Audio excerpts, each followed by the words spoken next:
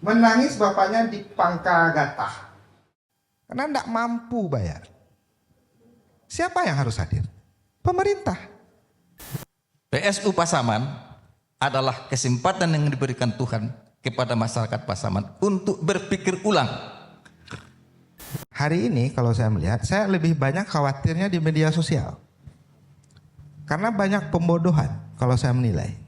Kalau diskusi standar, pertengkaran yang standar, memang tidak ada yang akan mengalahkan 03 sebenarnya. Kalau bagi saya ini membersihkan kemenangan untuk 01. Ketika pemilih tidak berpartisipasi, sehebat apapun calon, kalau partisipasi tidak ada, ya percuma saja.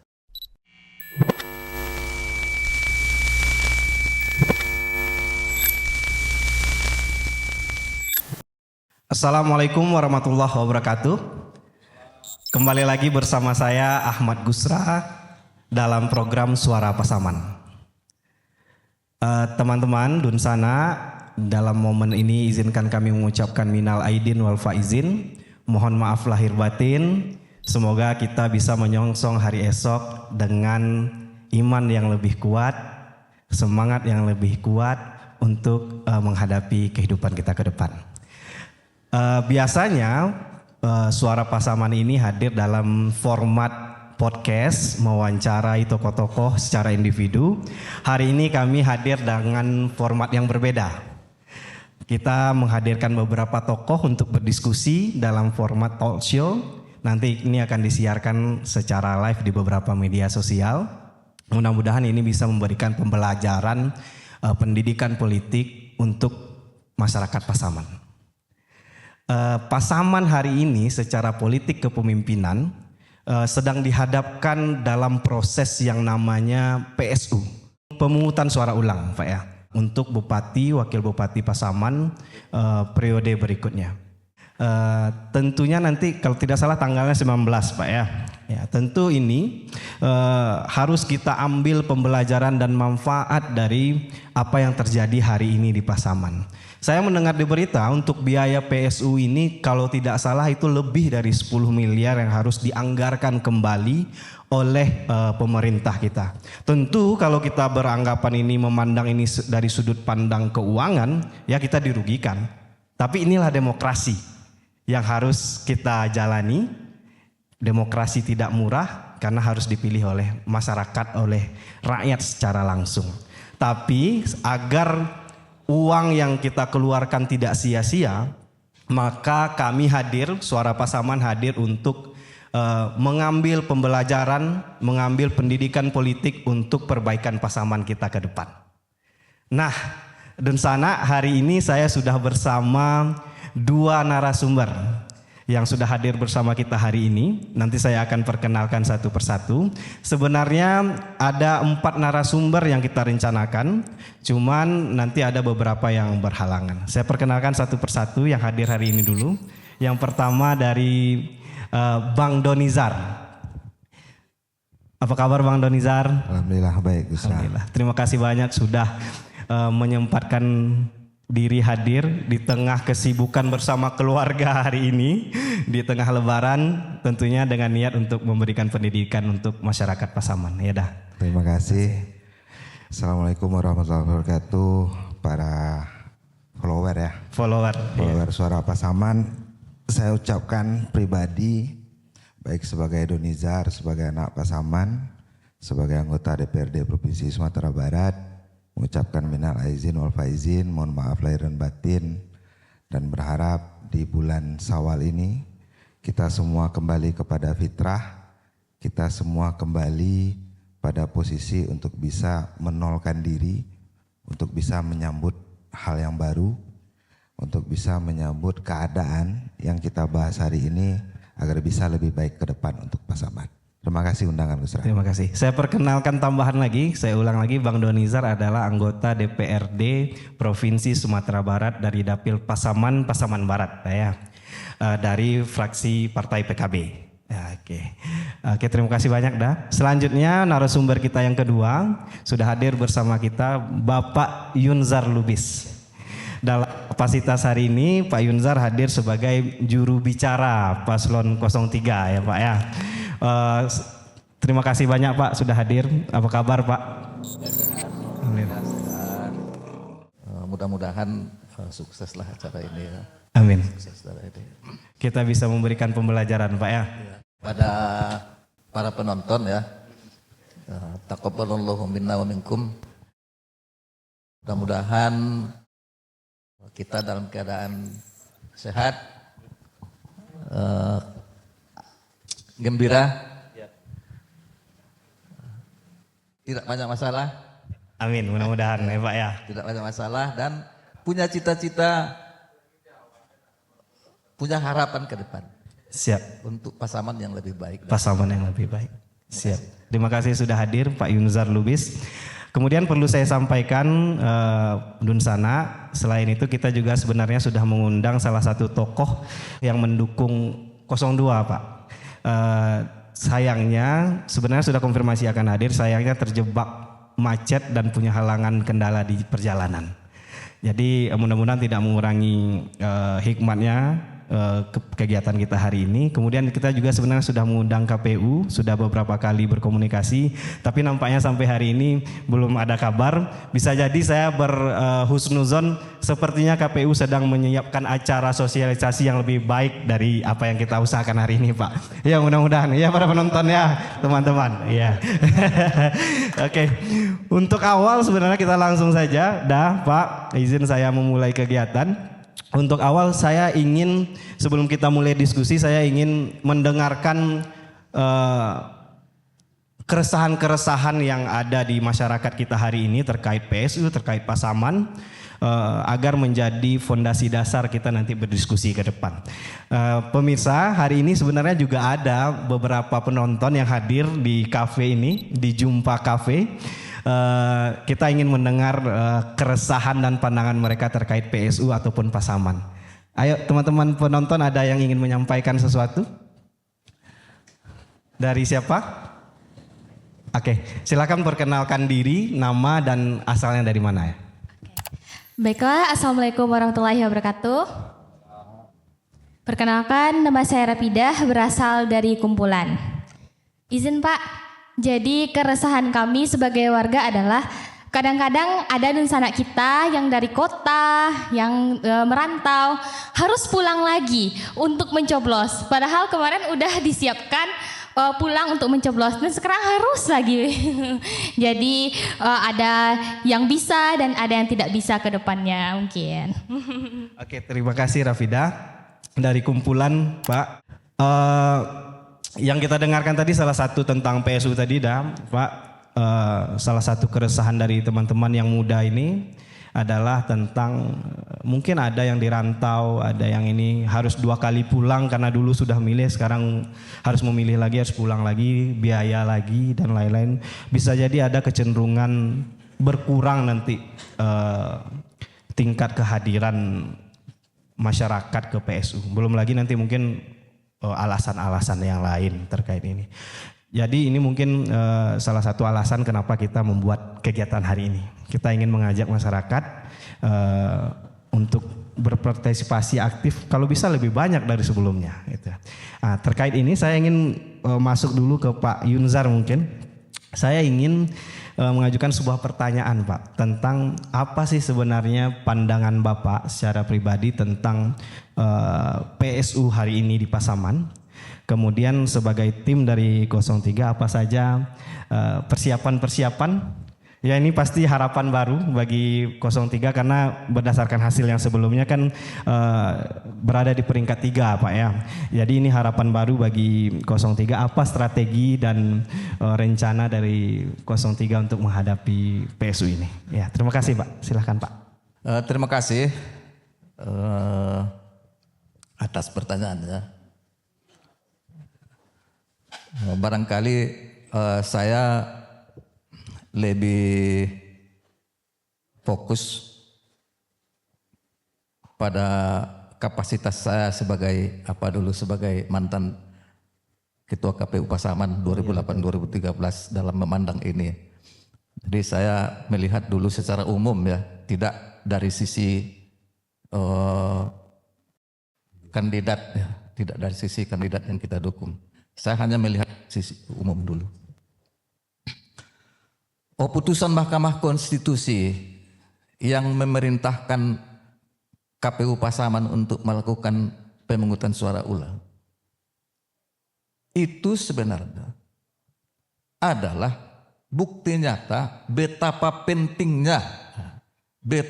pentingnya hak demokrasi itu dijalankan dengan baik dan benar. Itu inti sebetulnya. Baik penyelenggara, peserta maupun pemilih. Nah, jadi ada 24 PSU di Indonesia. Penyebab PSU itu ada oleh karena pelanggaran yang dilakukan oleh calon. Ada yang dilakukan oleh penyelenggara. Ada yang dilakukan oleh pemilih. Seperti di Kabupaten Talaut. Tidak salah kalau saya tidak salah. Itu lebih cenderung oleh karena kesalahan daripada pemilih. Money politik. Kan? Artinya pemilih menerima money politik yang ditawarkan oleh calon. Terbukti di pengadilan, di Mahkamah Konstitusi, putusannya adalah pemungutan suara ulang di suatu kecamatan. Di Bangka Barat misalnya, itu akibat lebih cenderung pada kelalaian penyelenggara. KPU-nya lalai, Bawaslu-nya lalai. Nah, Pasaman dan kalau tidak salah saya Pasaman 1 dan ada beberapa kabupaten itu pada pasangan. Para calon. Nah, kelalaian itu muncul pada pasangan calon. Disadari atau tidak disadari ya, disadari atau disadari.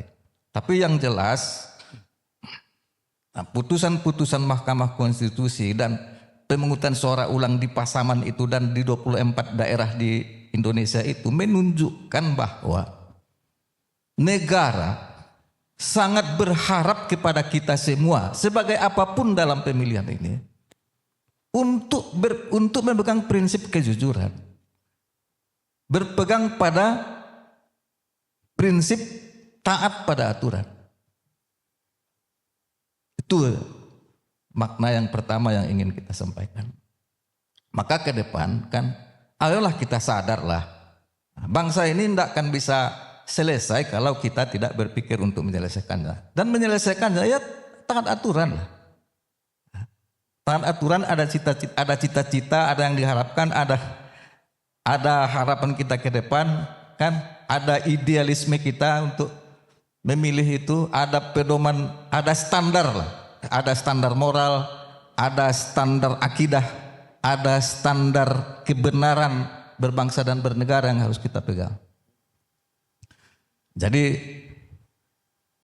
diharapkan betul lah bahwasanya ini PSU ini pembelajaran bagi kita betapa sebenarnya negara kan sangat menginginkan penyelenggaraan pemilu itu, pilkada itu, pemilu dan pilkada itu dijalankan oleh semua pihak secara benar.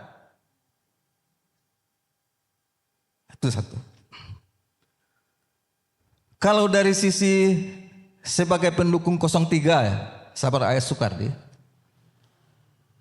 bagi kami ini PSU ini adalah rahmat Allah Subhanahu wa taala kepada masyarakat Pasaman. Kasih sayang, rahman dan rahim Allah taala kepada masyarakat Pasaman. Untuk memberikan kesempatan berpikir ulang. Jadi masyarakat Pasaman harus berpikir ulang sebetulnya. Jadi dimaknai Allah Ta'ala memberikan kesempatan kepada masyarakat Pasaman untuk berpikir ulang. Apakah waktu pemilihan 27 November 2024 yang lalu sudah berpegang kepada akidahnya sebagai seorang Islam, sudah berpegang kepada standarnya sebagai orang Sumatera Barat, sebagai warga negara yang baik, apakah kemarin ini tergelincir pada persoalan-persoalan diskriminatif yang sebenarnya sangat ditentang oleh syariat Islam, yang otomatis juga sebenarnya ditentang oleh adat Minangkabau. Karena adat Minangkabau itu adat basani syarak, syarak basani kitabullah. Syarak mengatur, adat memakai. Ketika syarak mengatakan tidak boleh diskriminasi, maka harusnya kita pantang diskriminasi.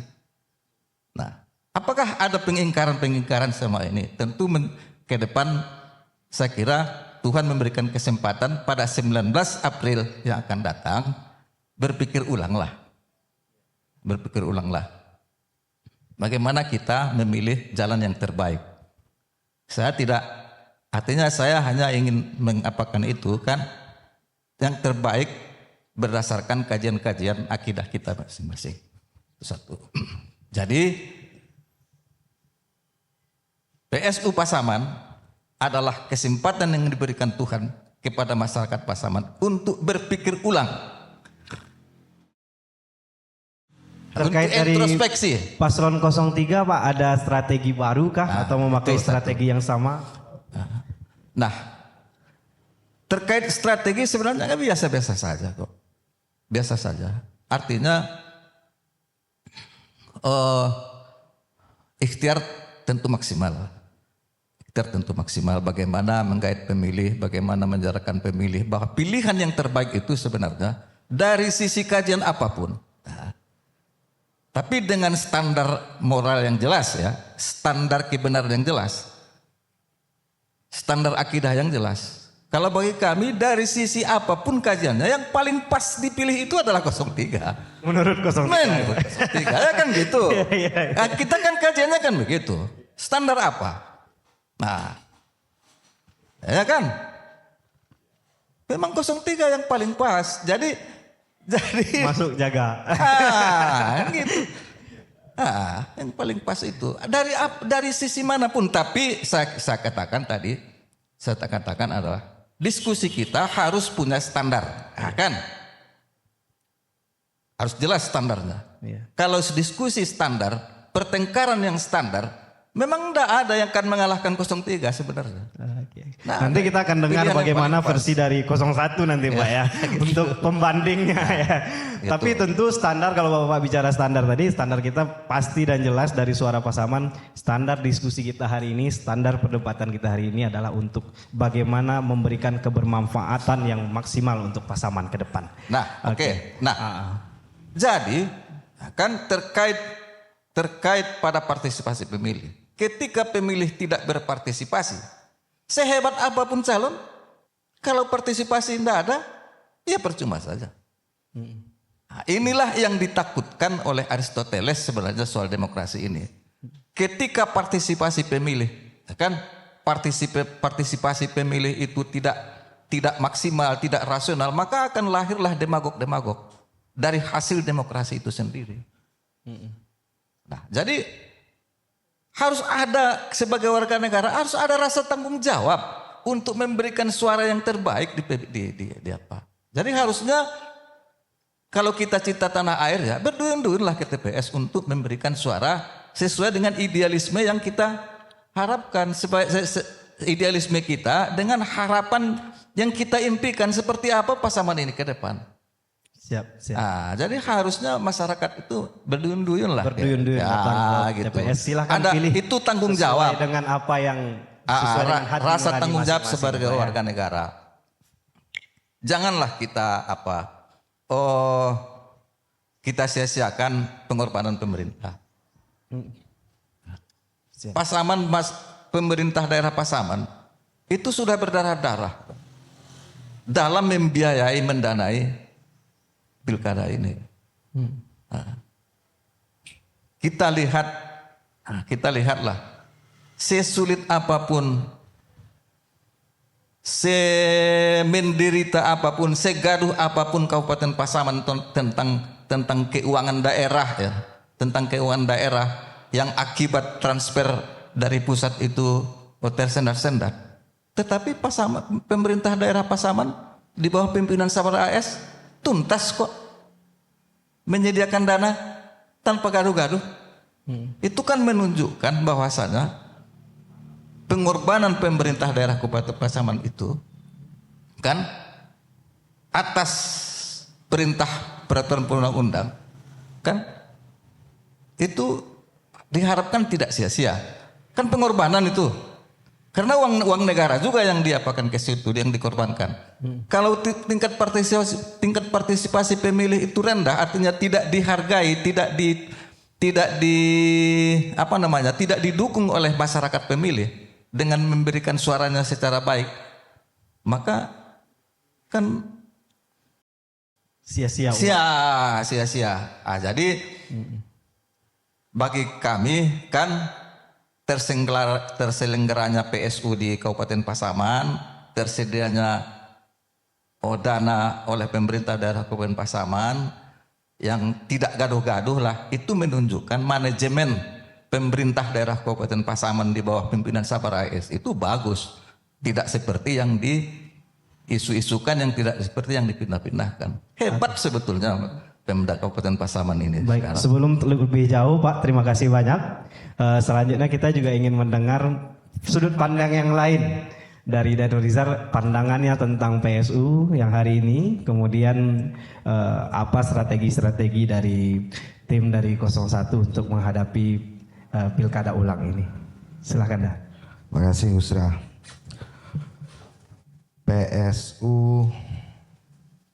PSU fenomena.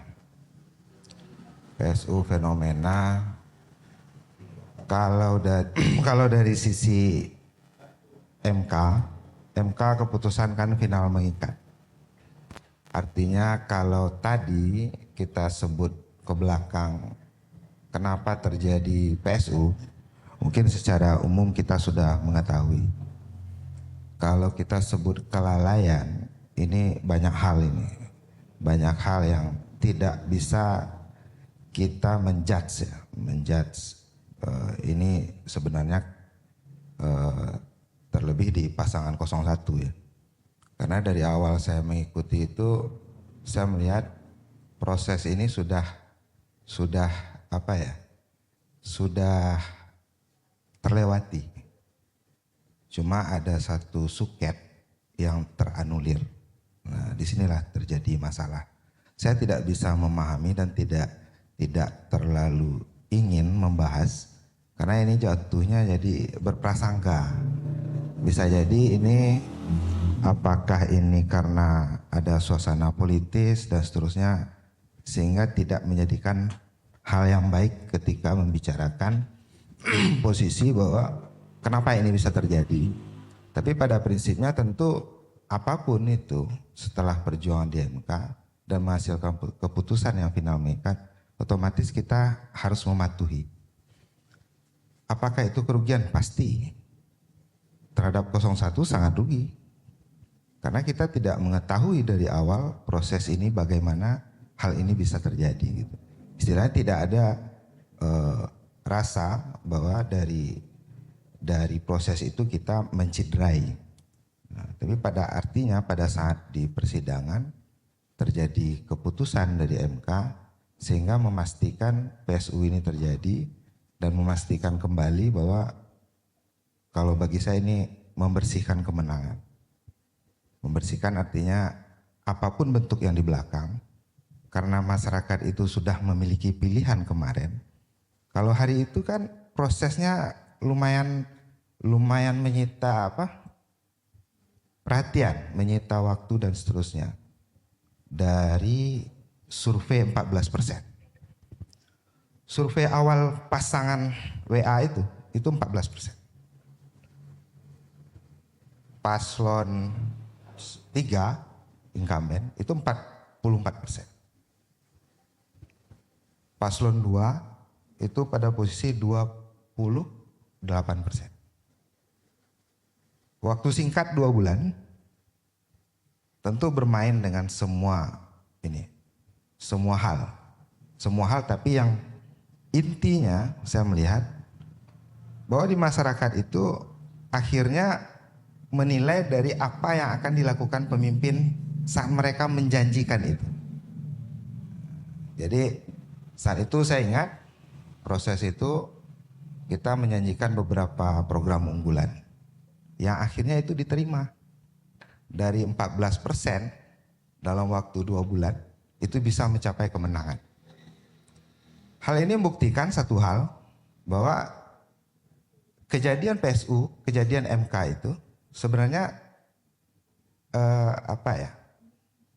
ini hanya untuk mengulang. Karena yang pertama itu telah selesai.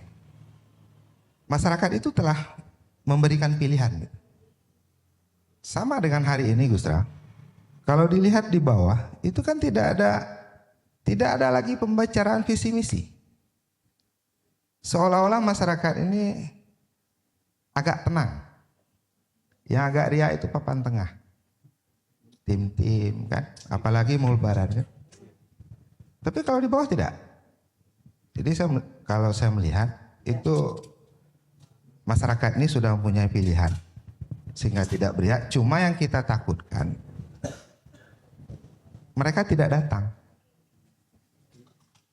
Mereka tidak datang karena banyak hal, termasuk yang tadi disampaikan dari adik-adik dari kumpulan. Termasuk itu salah satu.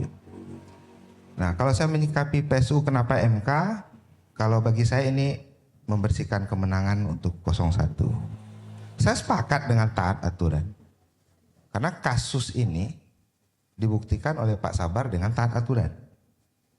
Setelah ada kejadian tidak mengumumkan secara resmi di media, Pak Sabar mengumumkan bahwa status beliau kan ini titik permasalahan. Nah, ini sudah terlewati, mudah-mudahan tidak ada PSU lanjutan dengan keadaan ini. Harapan otomatis hari ini dengan pertemuan kita bersama, outputnya ini output bagaimana kita memberikan edukasi kepada masyarakat agar mereka memang betul-betul datang dengan sukarela, datang dengan gembira untuk memberikan hak pilih yang menentukan hajat hidup mereka dalam 5 tahun ke depan. Boleh, bagi kita pasti sudut pandang berbeda. Bagi teman-teman 03 menyatakan hal bahwa 03 lah menjadi pilihan yang terbaik. 02 kalau hadir seperti itu juga. Sama, 01 sama. Tapi di sisi lain, di saat pilkada kemarin telah terbukti, di saat sekarang ini hanya tinggal untuk memberikan kepada masyarakat bahwa kejadian yang kemarin itu adalah kejadian yang memang untuk diberikan kesempatan untuk dibersihkan bagi 01. Dibersihkan supaya tidak ada lagi bahasa yang lain yang keluar ketika proses ini selesai di tanggal 19 April. Nah, hari ini mungkin bagi saya melihat waktu ini tinggal 3 minggu. Kurang lebih ya. 2 minggu ya, 3. Nggak sampai lah ya. Nggak sampai lagi 3 minggu. Otomatis ini menjadi tanggung jawab bersama. Saya cukup bersedih dengan KPU tidak datang. Saya cukup sedih dan prihatin. Karena ini kan bagian dari kita. Bagian dari kita, terima kasih juga untuk adik-adik di Suara Pasaman memfasilitasi ini. Ini bagian corong untuk kita menyampaikan kira-kira politik ini penting enggak? Contoh pentingnya di pilkada kemarin dengan 51.000 suara 01, betapa pentingnya seragam gratis. Betapa pentingnya ambulan, bajak gratis. Mereka punya harapan dan mereka meyakini itu. Cuma sayangnya sekarang, posisinya sekarang setelah diulang, apakah penting ini masih tetap istiqomah masyarakat Pasaman untuk bisa datang kembali ke TPS? Kalau berpikir ulang sah. Dari teman-teman 03 merasakan kalau 9.000 suara sulit untuk ngejar. Ya udah kita gabung dengan 01 sah. Kita terima. Kita terima dengan lapang dada. Kurang laweh patangan niru kita tempuh. Kalau mulai menarik. Oh iya Pak ya. Karena hari ini kita melihat kan mau tidak mau, suka tidak suka. Demokrasi itu berjalan sekali 5 tahun. Mau tidak mau suka. Politik uang itu telah berjalan dari dulu. Dari dulu sudah berjalan. Ketika mulai mulai pemilihan secara langsung udah jalan. Karena itu hal yang paling cepat, politik uang. Tapi di lain sisi, perlahan masyarakat pun merasakan dengan politik uang, termasuk di DPRD ya, pileg, termasuk pilkada. Perlahan masyarakat merasakan ketika sudah memilih anggota DPRD-nya sudah tidak memberikan atensi lagi. Cuma apakah ini bisa berlanjut? Artinya ini secara pribadi ini Gus Ra. Ini pribadi ya, Donizar pribadi. Saya tidak pernah politik uang. Tidak pernah. Boleh ditanya ke semua masyarakat kita di Pasaman Barat. Saya tidak pernah melakukan memberikan uang pilih Donizar, saya tidak pernah. Oke, bisa digaransi ya, Dah. Garansi. Tapi kan dah, ini kita tahan dulu di situ, karena saya akan sampai ke sana nanti nih terkait politik uang. Ya. Oke. Tapi terkait pandangan dan strategi dari masing-masing tim terkait PSU ini adalah kita tetap berikhtiar terus, Pak ya. Kemudian mengatur strategi kembali, dan yang paling penting tadi saya catat dari kedua narasumber tadi, pentingnya kehadiran dari masyarakat kita. Apapun pilihannya silahkan, yang penting hadir berbondong-bondong untuk memastikan pasangan calonnya menang kembali atau merubah tadi cerita tadi. Berpikir ulang atau tetap, ya kan? Berpikir ulang terhadap pilihan atau tetap pilihan pada seperti 27 November kemarin, itu harus ke TPS. Dibuktikan datang ke TPS. Kalau enggak sama saja, enggak ada gunanya. Enggak ada. Nah, karena yang lalu sudah tidak sudah batal. hangus lah, sudah batal. Pak, ya. Pencalonan dahulu sudah batal. Hasil suara dahulu itu sudah batal. Jadi harus bersemangat Ini kembali, datang yang kembali. baru. Pak, ya, datang kembali ke TPS yang untuk baru diharap tentu dengan cara berpikir yang baru juga. Oke, baik. Saya ingin ke cerita kita berikutnya, Pak. Kita akan bergeser sedikit ke cerita berikutnya. Ini tentang situasi demografi, situasi masyarakat Pasaman kita yang memang kita syukuri itu beragam, Pak. Baik itu secara kesukuannya beragam kita, kemudian agama juga ada, kita beragam. Bagaimana kita sebenarnya untuk menjaga persatuan ini terus? Selama ini alhamdulillah kita tidak menemukan gejolak yang begitu berarti, Pak. Walaupun di bawah seperti cerita tadi ada sedikit-sedikit gejolak, bibit-bibit kecil gejolak perpecahan kita yang mengatasnamakan SARA dan lain sebagainya. Tapi secara umum memang belum terjadi yang besar. Tapi kita tidak berharap tidak akan pernah terjadi. Jadi pertanyaan saya begini, mungkin saya duluan ke Bang Donizar dulu. Apa langkah-langkah kita sebagai, tentu bapak-bapak adalah tokoh-tokoh pemimpin kami di Pasaman, yang tentu kepada para pemirsa kita, siapapun tokoh-tokoh yang mau diuji pikirannya ini, kita harus jaga. Cara menjaganya untuk terus diawasi, ya Pak ya, supaya tidak terjerumus, tidak tidak terjatuh ke dalam hal-hal yang kurang baik. Kita jaga tokoh-tokoh ini. Jadi saya ingin menanyakan lagi tadi Pak, Bang Donizar, bagaimana langkah kita menjaga persatuan kita di Pasaman ini supaya tidak terjadi perpecahan-perpecahan nanti ke depannya. Terima kasih Yusra. Pasaman secara daerah kita terbagi utara selatan. Secara etnis kita terbagi Minang dan Mandailing. Awalnya waktu keputusan MK itu saya ragu, aman nggak Pasaman gitu. Waktu itu ya. Tapi saya lihat aparat penegak hukum dan semua stakeholder itu sudah mendetek bahwa rupanya Pasaman ini tidak seperti yang kita khawatirkan. Gejolak-gejolak yang terjadi di bawah beda dengan media sosial. Kalau di bawah lebih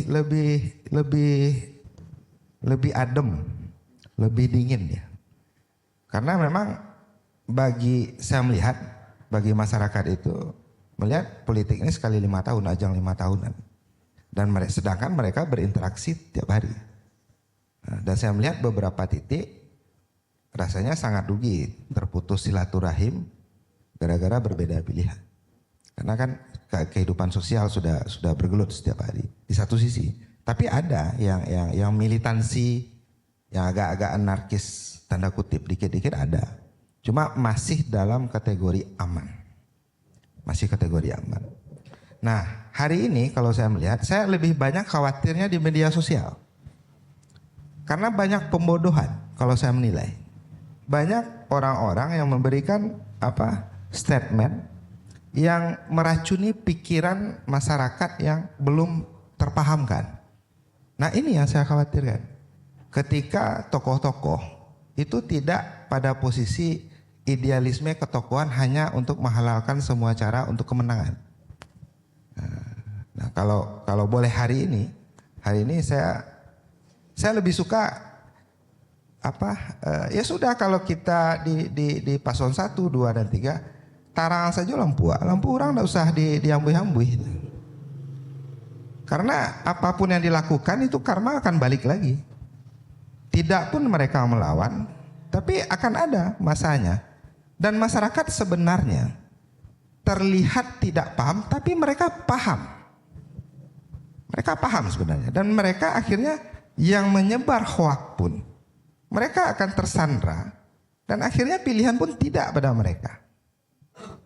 Cuma seolah-olah kalau saya melihat di media sosial panas. Banyak akun bodong. Banyak akun-akun yang menyerang. Kalau istilah sekarang buzzer atau apalah kan. Nah, saya melihat ini yang bibit-bibit perpecahan.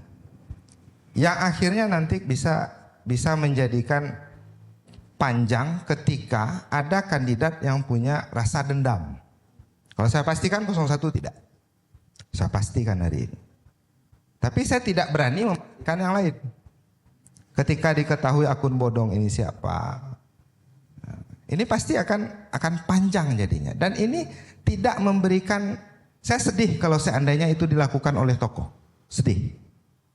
Karena hari ini saya menilai demokrasi ini 5 tahun. Setelah itu kita akan balik lagi. Saya tidak ingin dari awal saya menyampaikan bahwa jangan sampai ketika setelah pemilihan itu para birokrat ini terkotak-kotak. Karena pilihan, karena mereka kita bawa ke ranah praktis. Dari hoak, dari birokrat, kapan Pasaman bisa maju?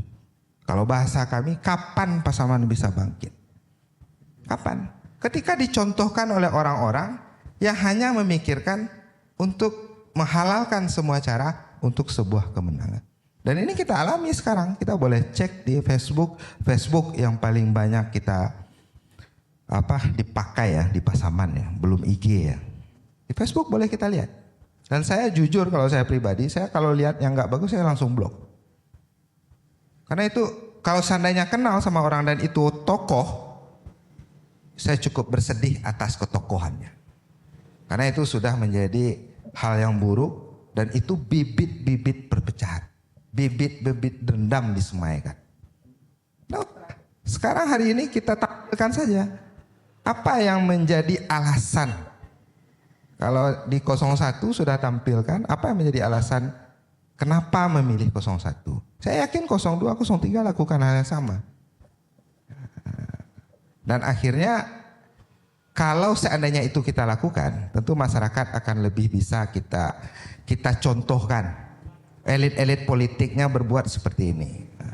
Di harapannya mungkin baik itu semua elit-elit politik, masyarakat kita di Pasaman berharap hati-hati mencerna berita.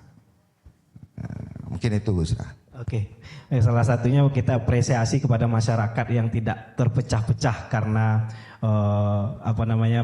provokasi-provokasi dari pihak-pihak yang tidak bertanggung jawab deh.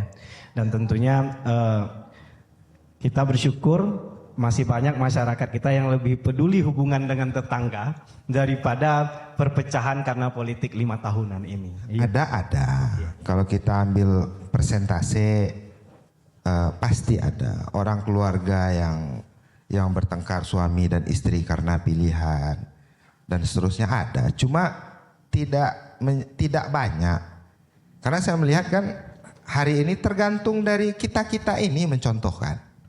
Seandainya ini sudah ruang publik. Seandainya saya bisa duduk dengan Bang Yunsar, saya yakin tokoh-tokoh kita yang 3 itu, Weli Suheri, Maronda, Sabar, kalau duduk bertiga pasti salaman cipika-cipiki. Ya kan? Apakah mereka sependek itu akalnya? Kalau enggak mungkin lah jadi pemimpin, enggak mungkin lah mengajukan diri. Tapi artinya kadang-kadang yang lebih panas itu yang di sekeliling. Tapi saya enggak tahu juga kalau ada perintah dari tengah ke bawah, saya pura-pura kalem, tapi kalian yang ganas, saya juga enggak tahu. Saya berprasangka baik. Nah, cuma saya meyakini karena pertanggungjawaban menjadi pemimpin, kalau kita bicara secara Islam, itu semua orang yang ada di Pasaman, baik dalam kandungan sampai orang yang mau mati nanti sore, nanti siang, itu tanggung jawab pemimpin. Hati-hati.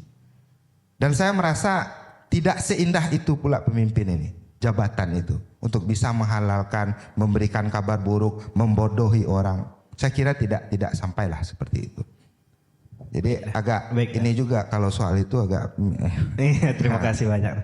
Selanjutnya kita coba dengar pandangan dari Pak Yunsar dulu. Bagaimana Pak pandangannya tentang kita yang beragam, bagaimana kita untuk terus bersatu, menjaga persatuan kita sebagai Pasaman yang utuh. Jadi begini ya.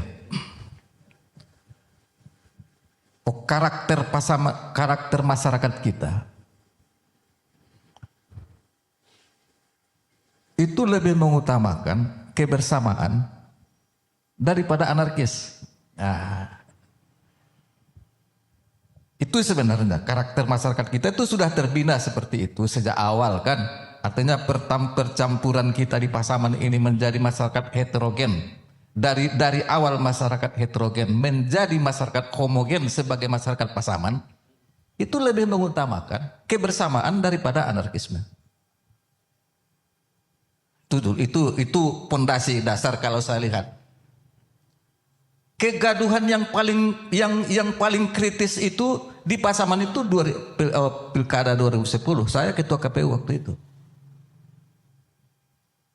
Tidak ada setelah 2010 itu, tidak ada lagi itu. Sudah enteng-enteng saja itu. Ketika kita berhasil meredam anarkisme, meredam gejolak perpecahan Pasaman di Pilkada 2010, itu setelah itu tidak ada lagi. Maka kita dapat simpulkan pada waktu itu tuh, dan untuk seterusnya bahwa karakter masyarakat Pasaman itu tidak mau mengorbankan kebersamaan dengan melakukan anarkisme akibat perbedaan. Tidak mau. Itu satu. Sebenarnya kan masyarakat ini ya, kalau masyarakat ini terpecah akibat politik dengan rembesannya yang lain seperti politik yang membangun diskriminasi kan, membangun ras, sara dengan menunggangi sara sebenarnya. Itu tidak akan muncul dari masyarakat itu sendiri. Tidak muncul itu. Harus ada yang dari atas kok. Harus ada pengendali dari atas yang membangun itu. Di mana-mana negara, di mana-mana bangsa, di mana-mana masyarakat yang membangun, yang menjadikan sara itu menjadi berbenturan, konflik, anarkis, itu mesti ada pengendalinya yang dari atas. Tidak akan pernah muncul dari tengah-tengah masyarakat itu sendiri. Muncul dari masyarakat itu sendiri, tidak pernah. Itu tidak akan ada bottom up, itu dari atas itu. Ada yang mengendalikan, ada yang menghasut dari atas.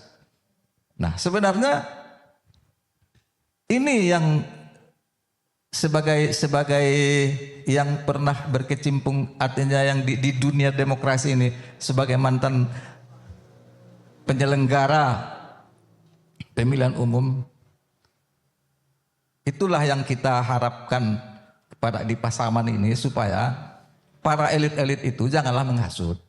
Nah, kan janganlah menghasut. Nah, marilah kita berpegang pada standar moral. Kalau sebagai orang Minangkabau, kita masyarakat Minangkabau, standar moral adat Minangkabau, adat Basani Sarak, Sarak Bas Kitabullah, Sarak mengato, adat memakai. Maka harusnya kita berpantang menentang apa kata Sarak. Diskriminasi itu kata Sarak tidak bagus, tidak baik. Ya janganlah kita kembangkan. Kita berikan pendidikan ke masyarakat itu bahwasanya diskriminasi itu, Sara itu adalah peninggalan jasad-jasad Belanda itu. Belanda tidak pernah berpikir dalam melakukan divide impera itu, dalam menggaungkan Sara itu, tidak pernah berpikir untuk kepentingan kita. Dia berpikir untuk kepentingan dia. Dia bangun Sara di antara kita untuk kepentingan dia, bukan kepentingan kita. Maka kalau ada blok-blok yang seperti itu di Pilkada Pasaman ini, sebenarnya dia tidak berpikir untuk masyarakat, tapi berpikir untuk kepentingan dia sendiri seperti yang dilakukan oleh Belanda. Harusnya ini disadari oleh masyarakat dan disadari oleh elit-elit politik di Pasaman. Itu yang harus. Menurut saya, ayolah kita bangun kebersamaan ini. Gagasan inilah yang harus, supaya kita maju ke depan. Penyesalan masyarakat terhadap pilihannya masa lalu, pertanyaannya ada. Dipilih berdasarkan gagasan apa tidak? Contoh yang disampaikan oleh Hadinda tadi, anggota DPR lah, DPRD. Salah satu yang merebakkan, yang memicu politik uang itu karena setelah dia pilih dia tidak merasakan apa-apa dari pilihannya itu, sehingga yang penting dia dapat uang lah sekarang, kan gitu. Pertanyaannya, apakah ketika memilih itu dia berpikir gagasan? Kalau dia tidak berpikir gagasan, mana mungkin diharap manfaat dari suatu gagasan? Kalau dia tidak berpikir untuk kebaikan, bagaimana dia berharap kebaikan? Jadi pilihan itu harusnya kalau memang kita menginginkan produk kebaikan dari suatu kepemimpinan, maka kita harus memilih berdasarkan kriteria-kriteria kebaikan. Iya. Kalau kita menghindar dari kriteria kebaikan untuk memilih, maka kita tidak akan pernah mendapat kebaikan dari hasil pilihan itu sendiri. Apa yang kita tanam itu yang kita tuai. Itu yang kita tuai. Ini harusnya kan menjadi budaya di tengah masyarakat. Menjadi budaya. Kita himbau berarti kepada masyarakat untuk tetap kita jaga persatuan kita, bahwa diingat kalau kita nanti ada kemalangan, ada yang meninggal, Pak, yang menguburkan kita tetangga-tetangga. Jadi kalau orang yang memecah belah kita di depan itu. Iya, jadi kalau sebenarnya ya perpecahan-perpecahan yang ada di tengah kita oleh hasutan pun hanya perpecahan gagasan saja. Kalau berbenturan secara fisik, anarkis, saya yakin tidak akan terjadi. Nah, karena apa? Karena sudah tertanam, sudah terbina budaya kebersamaan kita itu kan sejak awal sudah tertanam budaya kebersamaan itu, bahwa kebersamaan itu tidak akan dikorbankan karena kepentingan lain. Siap Pak. Nah, itu sebenarnya hanya pertarungan gagasan saja. Ada dalam misalnya di media sosial, hanya saya berpengalaman di media sosial kan, misalnya kan caci maki di media sosial, berjumpa berpeluk-pelukan kok. Ya kan? Iya. Jumpa berpeluk-pelukan. Saya ingat saya dengan teman di Demokrat sekarang, Apir, anggota DPRD dari Demokrat. Awal mula pertemuan kami itu di Facebook, itu hancur-hancuran itu.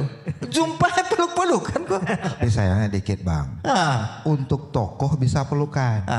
Masyarakat Yang membacanya. Jadi kan seperti ini kan contoh ini kan kehadiran kita di sini, kita bersenda gurau. Ini kan bahagian dari pembelajaran, keteladanan kepada masyarakat. Bahwasanya ya politik perbedaan itu tidaklah diselesaikan dengan berbenturan. Nah itu penyelesaiannya. Sebenarnya kan perang gagasan ini menurut saya yang paling bagus, yang paling besar manfaatnya bagi Pasaman itu adalah Sabara AS Sukardi. Oke, kita bagi dia kan gitu juga, bagi dia Iya. Kan gitu. Iya, masing-masing punya Masing-masing. Jadi sebenarnya niat kita kan memang untuk kepentingan masyarakat ini. Iya. Kalau kepentingan seperti dialah, apa sih kepentingannya terhadap Pode sebagai bupati? Iya. Saya apa sih kepentingan saya? Enggak ada lagi. Umur saya sudah gini. Sebentar besok sudah sampai ini. Dia sudah duduk di DPRD kok kan. Jadi kan ini harapan ini kan.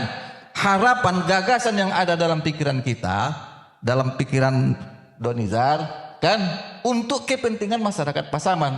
Bagi saya, pandangan saya dengan seluruh rumusan-rumusan yang saya yang saya buat, yang paling bagus itu untuk kepentingan Pasaman adalah Sabar Ayas Supardi. Bagi Donizar adalah Weli Suheri Parulian. Kan itu aja perbedaannya, ya kan? Nah, untuk apa sih kita bercakap-cakap? Iya, betul. Apa bercakap-cakap? Perang gagasan saja, rasional saja, analisis alasan saya yang mengatakan bahwa Sabar Ayas Supardi itu paling bagus. Analisis gagasannya Donizar yang paling mana yang sekarang kita habis di berikan perbandingan gitu. Diskusi kita berteman kemarin. Jadi pilihan itu sebenarnya tidak lain daripada perbandingan. Iya. Mampu tidak kita membanding, maka itulah sebenarnya yang diajar dalam demokrasi ini. Siap. Terima kasih banyak, Pak. Terima kasih banyak untuk topik yang kedua ini. Kemudian kita masuk apa yang sudah dimulai oleh Bang Donizar tadi tentang maraknya politik uang. Saya sempat pelajari, Pak, sempat bertanya-tanya, apa kita ya yang salah memahami tentang politik uang ini? Apa misalnya kalau dikasih uang 50.000, 100.000 itu ada batasan bawahnya bahwa itu kalau di bawah 100.000 bukan politik uang dan lain sebagainya. Tapi setelah dipelajari memang Rp1.000 pun kalau memberikan transaksional dikasih uang 1.000, 50.000, 100.000 berapapun hanya karena alasan itu masyarakat memilih, maka itu sudah termasuk dalam kategori politik uang. Dan kita sangat meresahkan itu. Sebagian, kalau saya Pak, saya coba menjelaskan dikit analisa pribadi lah. Saya memandang masyarakat kita terbagi dalam 3 kategori. Kategori pertama itu memang pemilih cerdas yang tidak akan terpengaruh oleh politik uang. Dia memilih karena memang hasil pikirnya, hasil pertimbangannya pribadi. Dan jumlahnya sedikit. Yang sedikit di ujung satu lagi itu adalah golongan yang memang tidak peduli gagasan. Tidak peduli apapun yang disampaikan oleh pasangan calon ataupun tokoh-tokoh yang hadir untuk dipilih. Yang penting ada uangnya saya milih, kalau tidak ada saya tidak datang. Itu ada sebagian kecil yang begitu. Ada uang, ada suara. Tapi jumlahnya juga sebenarnya tidak terlalu banyak.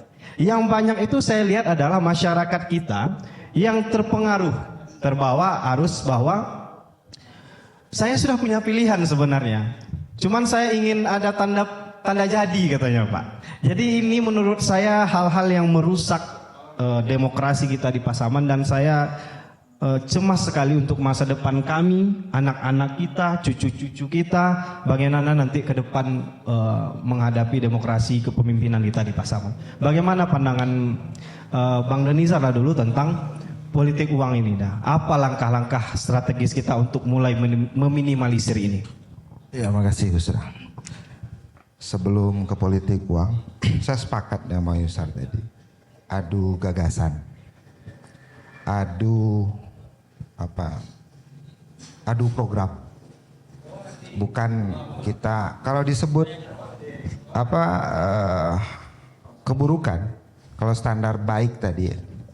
Baik ini siapa yang bisa mengatakan orang lebih baik dari kita atau kita lebih baik dari orang? Nggak ada. Artinya kalau saya melihat bahasa baik menjadi politik identitas. Kalau bahasanya. Tapi kalau kita adu gagasan, karena kalau baik kan bukan ranah. Ini baik dalam konsepnya seperti apa. Jadi tidak bisa kita ini kan. Tapi kalau gagasan jelas, clear. Nah, gagasan di pilkada kemarin telah adu gagasan. Walaupun ada juga intrik terkait dengan hoax dan seterusnya. Tapi lebih parah sekarang kalau saya melihat. PSU ya dibanding dengan di pilkada kemarin ya. Pilkada kita adu gagasan dan terbukti gagasan dari 01 itu baik. Karena masyarakat cenderung memilih ke sana dan itu terbukti. Nah, saat sekarang posisinya otomatis saya melihat seperti ini minta maaf bahasanya, entah karena kehabisan gagasan, akhirnya hoax muncul. Yang saya takutkan, memang betul para elit ini, kalau nanti pada posisi kita bisa pahami gitu. Seperti saya dan Mbak Yusar, ketemu udah lama. Ketemu pasti cipika-cipiki. Tapi apakah masyarakat bisa seperti itu? Tidak. Makanya saya melihat tidak masalah menjadi sebuah perbedaan, tapi tolong jaga jaga jangan sampai berimbas. Jangan sampai masyarakat memaknai bahasa itu menjadi makna yang berbeda dengan apa yang kita sampaikan. Nah, jadi ini saya clearkan dulu pertama. Yang kedua, kalau politik uang, saya pengalaman dari 2014 sampai 3 pemilu saya pengalaman, dan saya tidak pernah memakai politik uang. 2014 saya gagal di DPRD Kabupaten, 2019 saya maju provinsi. Alhamdulillah di provinsi saya menjadi anggota DPRD sampai sekarang periode kedua. Dan saya tidak pakai politik uang. Betul kata Bang Yunsar, adu gagasan. Saya bikin rumah singgah, saya bikin kartu sahabat, dan hari ini di 2024 saya berikan kepada masyarakat bahwa satu suara Anda, saya nilai Rp300.000 per tahun itu dari Pokir. Karena Pokir itu milik masyarakat, bukan milik saya. Iya. Jadi kebermanfaatan saat mereka ketika memberikan hak pilih dan merasakan dari hak pilih yang mereka berikan, mereka merasakan manfaat. Kalau tidak mungkin suara saya dari 9.000 menjadi 17.000. Tidak mungkin. Ini gaya berpolitik yang fresh dan baru ya. Patut kita apresiasi. Dan saya jujur, dari dulu saya ingin kalau seandainya anggota DPRD melakukan hal yang sama, itu selesai. Berani nggak kita melakukan hal yang sama? Tapi kan tidak berani. Tapi alhamdulillah kalau sekarang Gus Ra, rumah singgah banyak dicontoh. Sekarang sudah banyak contoh. Ada beberapa teman-teman dari anggota DPRD yang lain yang bikin rumah singgah juga. Berarti kebermanfaatan, berarti gagasan yang kita pikirkan, berarti mereka terima. Dan itu berjalan, dan itu bagus. Nah itu kan bentuk dari kita perlawanan kita terhadap politik uang. Kita berikan solusi, tidak hanya ngomong politik uang itu secara akidah ini tidak hanya seperti itu. Ada solusi yang kita berikan. Ada program, cuma yang membedakan antara pilkada dan pileg. Pileg itu anggota DPRD hanya bertanggung jawab kepada konstituen. Sedangkan pilkada, kalau konstituen kan jelas. Artinya antara yang memilih dan yang dipilih itu jelas. Kalau kita bikin Pokir jelas, mana suara yang banyak kita arahkan ke sana, jelas clear. Tapi pilkada nggak bisa. Pilkada tanggung jawabnya itu seluruh masyarakat Pasaman. Seperti yang saya sampaikan tadi, mulai dari yang dalam kandungan sampai yang mau yang akan meninggal. Tanggung jawab pemimpin. Makanya tidak bisa disamakan antara solusi saya terhadap pileg dengan pilkada. Nah, cuma timbul pemikiran di pilkada ini secara hari ini, secara demokrasi itu para paslon itu baik di daerah-daerah lain itu perlahan mulai memperlihatkan komitmen terhadap apa yang mereka masukkan di dalam visi misi. Perlahan saya perhatikan. Contohnya sekarang Ishak Prabowo makan bergizi gratis, dan itu berlaku juga di provinsi. Dan itu saya mulai marah ke sana. Saat itu mengarah ke sana, otomatis ada harapan. Ada harapan di pilkada itu politik uang ini akan menurun. Ada harapan. Karena mereka datang dengan punya harapan, masyarakat ini datang, oh kalau datang ke TPS dipilih 01 dapat seragam gratis. Harapan itu mulai timbul. Nah ini yang menjadi, kalau saya pikir hari ini menjadi solusi. Dan saya berpikir apakah politik uang ini dari dulu tidak ada? Ada. Apakah ustadz, ulama dan seterusnya tidak menyampaikan? Disampaikan. Tapi pada saat tertentu itu menjadi solusi akhir ketika ingin mencapai satu kemenangan. Kalau di dalam politik kan saya agak anti dengan bahasa yang menyatakan menghalalkan semua. Saya anti dengan itu. Dan saya anti juga yang mengatakan di dalam politik logikanya iya, tapi kita kan punya akidah. Jangan hanya akidah ini menjadi casing saja. Tapi coba ke dalam hati, di dalam kolbu kita. Coba dari sana kita mulai melantunkan niat ilahi anta maksudi warido kamalubi. Coba dari sini. Akhirnya apa? Perlahan saya yakin bisa. Tapi tentu otomatis ini tidak bisa harus dengan bersama. Ya. Para yang menjadi elit politik harus membuktikan. Harus membuktikan diri. Sehingga bisalah akhirnya ujungnya demokrasi yang kita yakini menjadi alur pemerintahan kita itu menjadi demokrasi yang baik dan menghasilkan pemimpin yang baik. Istilahnya kita-kita ini elit-elit yang penting. Punya niat seperti itu tidak? Atau niatnya hanya yang seperti tadi, yang haram itu dalam politik hanya kalah. Kalau saya tidak. Jangan sampai begitu.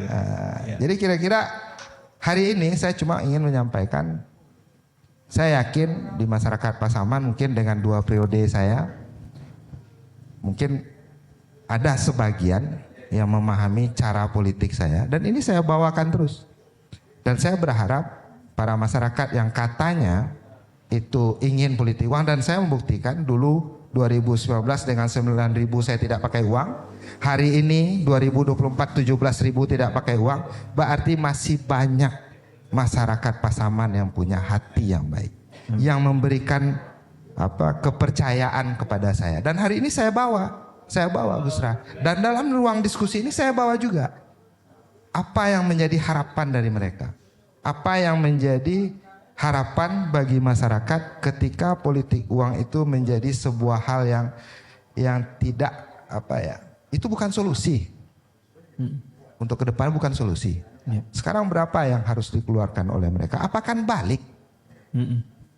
Jadi akhirnya kita di dalam lingkaran yang tidak berujung. Nah, ujungnya apa? APH lagi dan seterusnya. Nah, hari ini saya hanya bisa sebagai anak Pasaman, lahir di Pasaman, dan saya bertanggung jawab terhadap konstituen, bertanggung jawab secara umum terhadap Pasaman. Jangan sampai tidak datang, dan jangan sampai menganggap bahwa ada uang ada suara. Jangan. Tapi ini tidak bisa kita sosialisasikan secara menyeluruh dengan harapan di PSU 19 April tidak ada politik uang. Saya ragu. Ini bentuk dari hasil yang kemarin ya. Nah, hasil kemarin saya ragu. Mudah-mudahan berkurang lah dengan apa yang kita ceritakan hari ini. Yang saya ingin, penonton kita nanti. Saya ingin himbau. Oh iya ya katanya. Kalau salah lihat gagasannya aja gitu. Mudah-mudahan dari hasil ini. Kalau saya himbau sekarang terima uangnya, jangan pilih orangnya. Iya. Terima uangnya, pilih 01. Aduh, udah cukup. Terima kasih dah. Terima kasih Gusra. Kita dengarkan pandangan dari Pak Yunzar terkait politik uang ini bagaimana Pak? Singkat saja. Iya, jadi kembali saya buka tulisan Mahfud MD. Pernah saya baca suatu artikel, saya tidak ingat lagi di majalah apa, di buku apa saya baca itu. Tapi tulisan Mahfud MD. Mahfud MD mengatakan bahwa Aristoteles yang menjadi salah satu penggagas demokrasi juga justru menyadari bahwa saja demokrasi ini adalah bahaya. Ketika tidak ada standar-standar nilai, maka demokrasi itu akan melahirkan pemimpin-pemimpin demagog istilahnya. Yang oligarki lah. Ya kan? Artinya pemodal akan membiayai seseorang untuk berkuasa agar orang ini akan dikendalikan oleh pemodal itu. Kemudian ada oleh karena kesukuan, oleh karena kedaerahan, oleh karena keagamaan dan lain-lain sebagainya. Tidak oleh karena kompetensi. Jadi masyarakat tidak memilih berdasarkan kompetensi dan termasuk akibat uang. Ketika masyarakat tidak punya standar, maka politik uang akan jalan.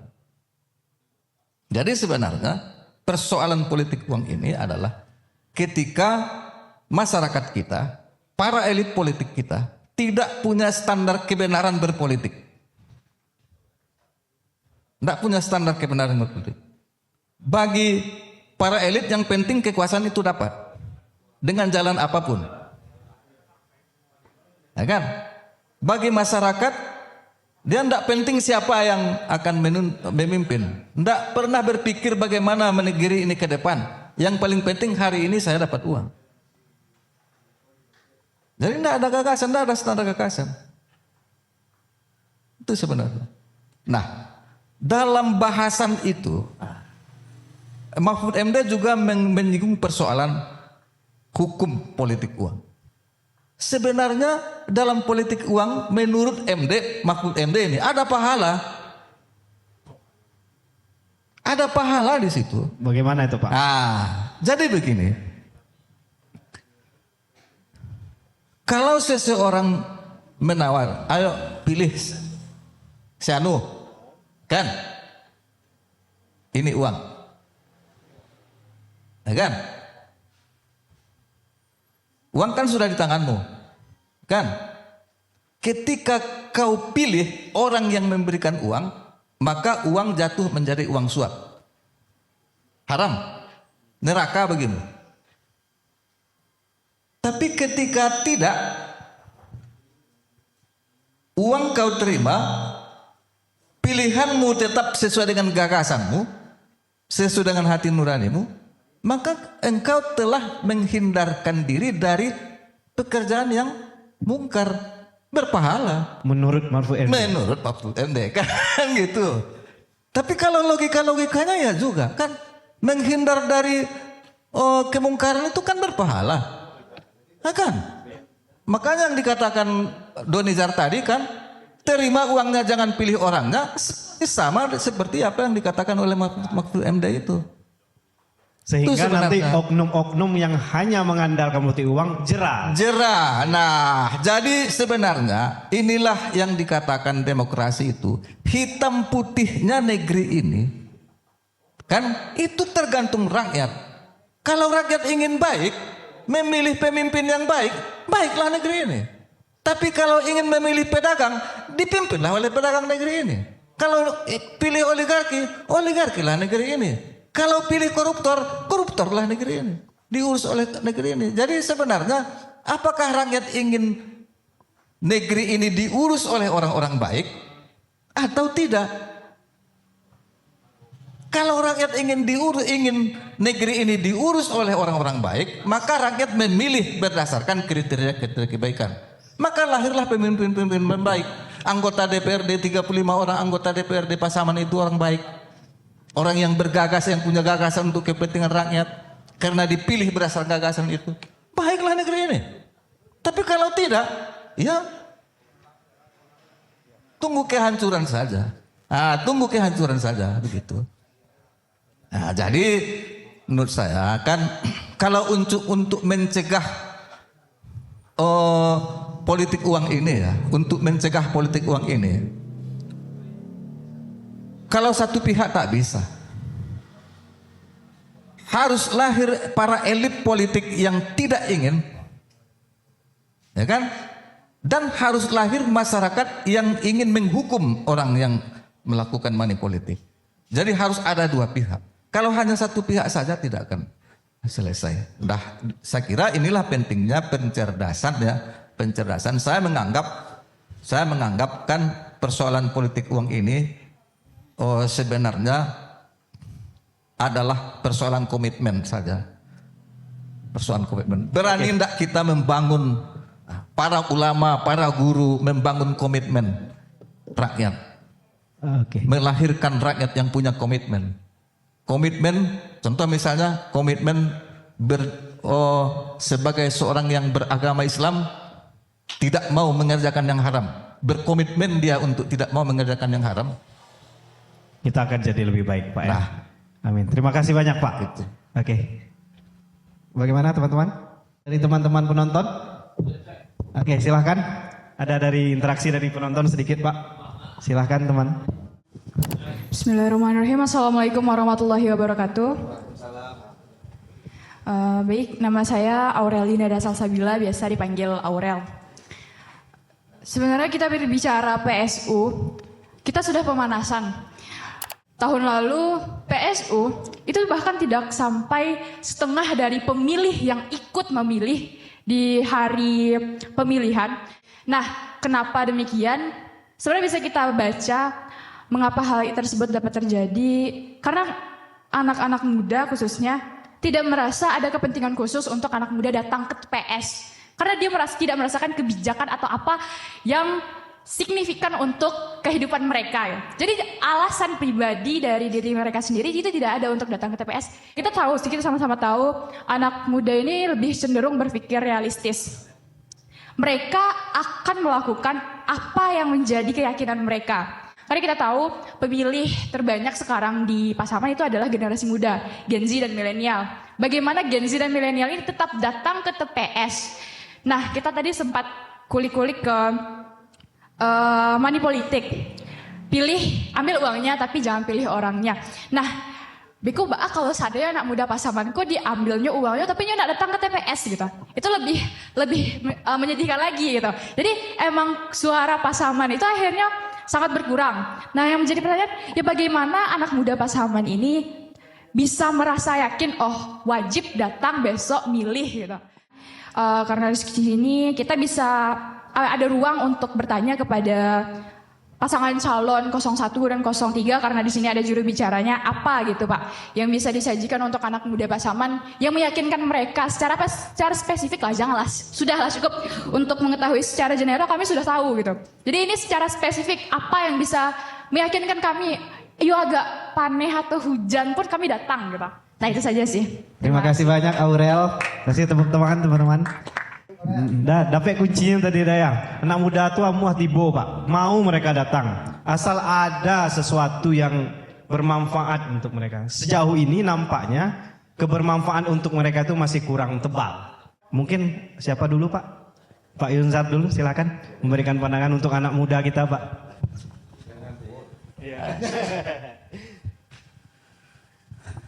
Oh, saya menanggapi siapa tadi itu?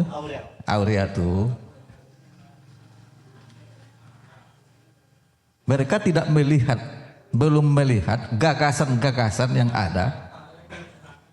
Kan yang ditawarkan oleh 01, yang ditawarkan oleh 02, atau yang ditawarkan oleh 03. Atau secara general yang ditawarkan oleh para kandidat dalam kontestasi pemilu. Jadi saya berharap ini ya pada Aura dan generasi muda. Ayo dalamilah visi misi dari masing-masing calon itu. Ya kan? Itulah gagasan besar mereka. Kan? Visi dan misi 01 itu gagasan besar dan perencanaan besar mereka terhadap Pasaman. Visi dan misi 02 itu gagasan besar dan perencanaan mereka untuk Pasaman. Visi misi 03 itu gagasan mereka, gagasan para kandidat pasangan untuk kepentingan Pasaman dan generasi muda ke depan. Dalami di mana kepentingan mereka, di gagasan yang mana kepentingan mereka itu ada, maka harusnya mereka katanya tadi Pak ke situ. Sama katanya Pak. Enggak, beda lah. Tipis katanya. Beda. Nah, itu makanya saya katakan belum mereka dalami. Salah satu prioritas 03 ya untuk masa depan itu pariwisata. Itu untuk generasi muda itu, enggak untuk kita sekarang itu. Kalau pariwisata ini sudah digagas sejak dahulu, yang menikmatinya adalah kita sekarang. Digagas sekarang, yang menikmatinya adalah generasi ke depan. Ya kan? Nah, bagaimana kalau pariwisata ini kan menjadikan bagaimana membangun Pasaman menjadi destinasi wisata itu adalah bagaimana mendatangkan orang sebanyak-banyaknya ke Pasaman dari luar. Karena orang datang tidak bawa uang. Akibatnya apa? Sektor real akan jalan. Tukang tanam pucuk ubi itu akan merasakan nikmatnya. Kenapa? Karena kebutuhan pucuk ubi akan bertambah. Orang makin banyak kok datang ke Pasaman. Maka orang yang punya kebun pucuk ubi akan merasakan manfaatnya. Nah, sektor real itu akan berjalan. Dan disinilah sebenarnya anak-anak muda harus melihat bahwa yang menjanjikan masa depan mereka itu ya 03. Siap Ya dengan gitu. pariwisatanya. Nah, Jadi Oke. saya bukan meniadakan yang lain, tapi penting para generasi muda ini untuk menganalisis, kan? Analisis 01, masuk akal tidak prioritas 01 itu?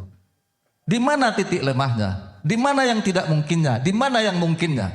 Analisis 02, di mana tidak mungkinnya? Di mana mungkinnya? Di mana titik manfaatnya? Analisis 03. Bandingkan. Nah, itu yang hebat. Siap. Nah, generasi yang hebat itu begitu. Generasi muda yang hebat itu mereka bandingkan. Mana sih yang menjanjikan untuk kita ini? Yang paling dekat dengan Yang kita. paling dekat dengan kita. Iya. Nah, jadi kalau misalnya memandang sama, enggak lah. Berarti masih kurang, mohon maaf ya, Dalami lagi, dalami masih lagi. kurang pendalaman. Oke. Harusnya didalami loh. Kan dalami visi misi 01 itu, ambil bukunya. Kan ada itu. Iya. Di KPU ada itu. Baca. Ya kan? Baca. Inyo, itu yang kato dahulu itu, kan batepati katuk kalian bacari-cari. Oke. Yang kato dahulu itu visi dan misi yang diantar ke KPU itu. Kalau kecek di kampanye, kan itu kato bacari-cari itu. Oke. Nah, dalami visi dan misi para calon itu yang diantar ke KPU. Nah, itu baru yang hebat Siap. sebenarnya. Berarti Berdasarkan itu mereka menentukan pilihan. Saya angkat topi. Ayo teman-teman anak Sebagai muda, generasi tua ya, baca terus Pak ya. Didalami. dalami, bandingkan. Oke, baik. Terima kasih banyak Pak. Ah, ya. Dari Dadon ada? Kasih Gusra, generasi tua berjiwa muda. Salut untuk Orel. Cara pikir, cara kritis. Kita review ke belakang, mulai dari Orde Baru, kedatangan orang ke TPS itu dipaksa. Dipaksa dan pilihan pun dipaksa. Tidak ada ruang bagi masyarakat saat itu untuk menilai gagasan dan seterusnya. Karena memang faktor dari kekuasaan. Setelah itu reformasi mulai ada perubahan, ada ruang. Dan saat Orde Baru reformasi mending, itu mulai ada informasi yang berkembang ke masyarakat. Kalau Orde Baru kan tidak. Informasi itu malahan informasi yang menguntungkan pemerintah yang beredar. Yang kritisi itu tidak beredar. Koran-korannya kan ada dulu. Termasuk salah satu saya lihat Kompas sampai hari ini. Zaman sekarang itu malahan informasi ini sangat terbuka. Sangat terbuka, sangat bisa diakses sehingga publik bisa mengetahui apa yang menjadi tujuan, apa yang menjadi kebermanfaatan lah kalau kita arahkan ke pemilihan kan. Saya sepakat dengan Orel ketika di DPD itu kan memang jangankan Orel. Ketika saya pun merasakan secara sendiri DPD itu malah saya mikir juga. Senator kita di sana dengan semua peraturan yang ada itu kan tidak tersosialisasikan dengan bagus. Sehingga seolah-olah itu hanya menjadi rutinitas dan wajar, sangat wajar. Para anak muda sekarang kritis dan menanyakan apa sih untungnya gitu kan. Dan itu terjadi di PSU DPD kemarin. Wajar kalau partisipasi itu sangat drastis turunnya. Saya yakin yang datang itu pun yang memang tersentuh ya. Disentuh oleh kandidat-kandidat dan mereka akhirnya terutama KPPS lah ya. KPPS pasti hadir lah ya. Karena mikirnya kan waktu itu seronok lah. Nah, di saat di PSU sekarang kalau ditanya kebermanfaatan saya rasa apalagi dengan hari ini ada semua yang kita tanya AI ya. Meta itu kan keluar semua. Dan politik saya merasa semua hajat hidup masyarakat ditentukan oleh politik hari ini. Karena hari ini siapapun yang menjadi pemimpin mereka mempunyai hak yang hak veto lah untuk menentukan kemana anggaran ini mereka bawa. Nah proses tadi di saat kandidat-kandidat ini memberikan casing kepada publik, termasuk kepada anak muda, saya hanya berharap casingnya jangan politik identitas. Bahasa identitas itu pemecahan, sarah dia jadi. Casingnya itu lebih baik casing yang memang betul-betul gagasan di sana. Silakan, menurut Bang Yusa pariwisata lebih bagus. Kalau menurut saya mungkin kurang bagus. Kan wajar-wajar saja. Saya memandang dari sisi yang berbeda. Pariwisata hari ini kita mengenal Pasaman sebagai daerah perlintasan. Singgah, bukan untuk menetap sehari, 2 hari, 3 hari. Hari ini ya, kita nggak tahu kejadian 10 tahun, 20 tahun ke depan. Tapi hari ini kejadian ke belakang itu kejadiannya. Kita lihat hotel mana yang ada yang memberikan tambahan-tambahan fasilitas untuk hal itu. Nah ini mungkin untuk jangka panjang. Jangka panjang saya melihat di sana ada sesuatu. Tapi ini beda cara pandang saja. Beda cara pandang. Nah ketika ke anak muda tadi, balik ke anak muda. Ketika mereka harus menentukan pilihan.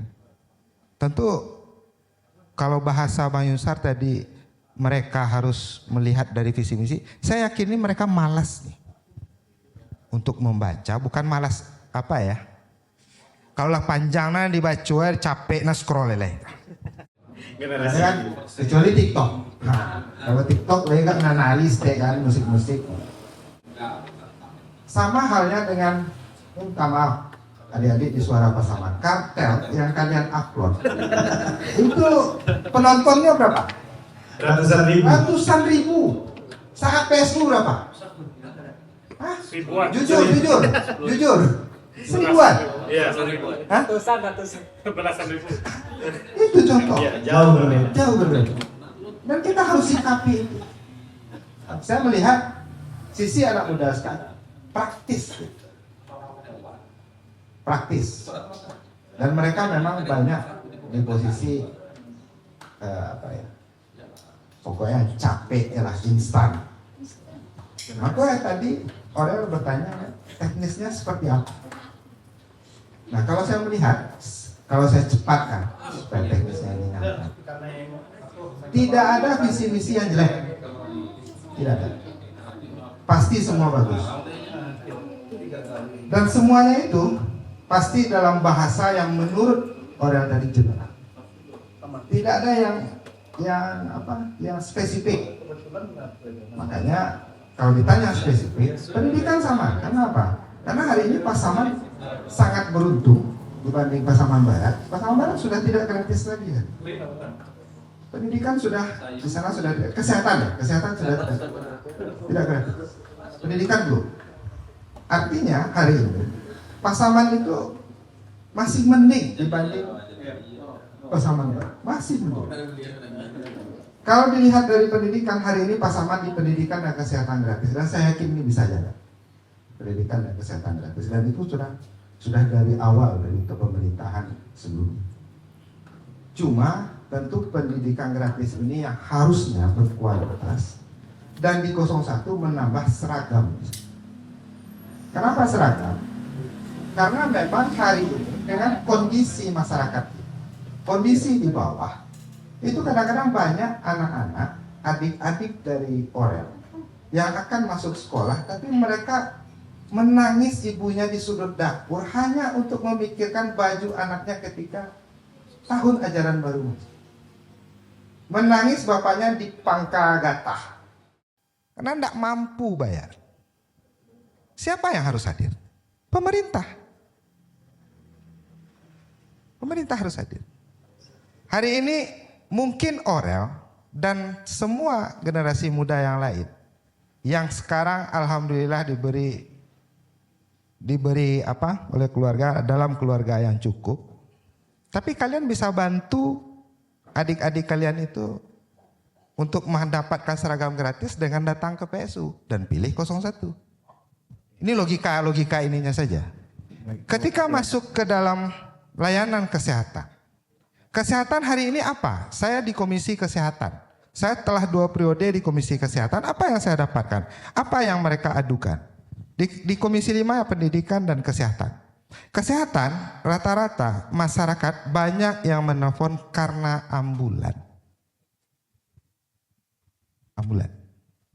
Dibayar dulu, nanti dikembalikan. Tidak boleh, itu nyawa. Dan pemerintah harus hadir. Makanya ada kesehatan gratis plus ambulan. Baik, terima kasih banyak dah. Ya. Berarti salah satu tadi teknis untuk teman-teman kita yang muda, lihat gagasan-gagasannya, mana yang teknis. Iya Pak. Anak muda ini, kita orang-orang tua ini harus memperingatkan mereka. Mereka harus meninggalkan yang instan-instan. Itu berbahaya bagi mereka di masa depan. Harus berpikir, harus menggali gagasan. Harus mendalami, harus menjadi periset, peneliti kok. Jangan yang kalau mereka kecenderungan instan-instan ini kita biarkan, sebagai orang tua kita biarkan, tidak berani kita memperingatkan mereka. Kita takut mereka marah pada kita karena kita biarkan berpikir instan. Bahaya negeri. Bahaya mereka, bahaya. Makanya saya ayo dalami dalam konteks politik, ya kan, menghadapi PSU, ayo dalami gagasan-gagasan para kandidat ini.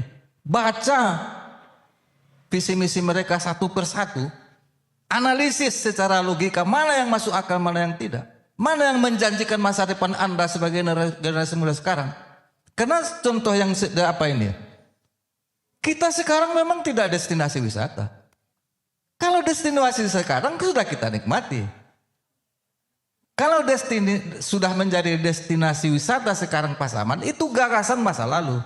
Di masa lalu itu gagasan itu tidak ada. Makanya tidak terjadi sekarang. Untuk menciptakan masa depan, memang gagasan itu harus dari sekarang. Kalau masa depan itu siapa punya? Iya, generasi muda sekarang yang punya, bukan kita lagi. Jadi tolonglah generasi muda, hindari yang instan-instan itu. Ayo menjadi pemikir, ayo menjadi peneliti, menjadi periset, menjadi penggagas, menjadi pembanding. Aduh, mantap. Nah, gitu. Ingatlah, apalah takhilun, apalah tatafakkarun. Itu perintah itu. Apakah kamu tidak berpikir? Kalau instan-instan itu mengelakkan berpikir tuh, tidak mau susah berpikir yang instan itu. Berbahaya. Marah sama saya marahlah gitu. Terima kasih. Itu luar biasa Pak. Nasihat yang sangat bermakna. Tentu anak muda juga terbuka terhadap kritik. Tentu hal-hal baik yang nasihat dari orang-orang tua kita juga harus kita terima dan kita evaluasi diri kita. Baik Pak, kita sudah sampai di ujung acara. Terima kasih banyak Bang Donizar. Terima kasih banyak Pak Junzar yang sudah bersedia meluangkan dirinya, pikirannya untuk pendidikan masyarakat Pasaman, terutama terkait permasalahan-permasalahan politik ini. Oke.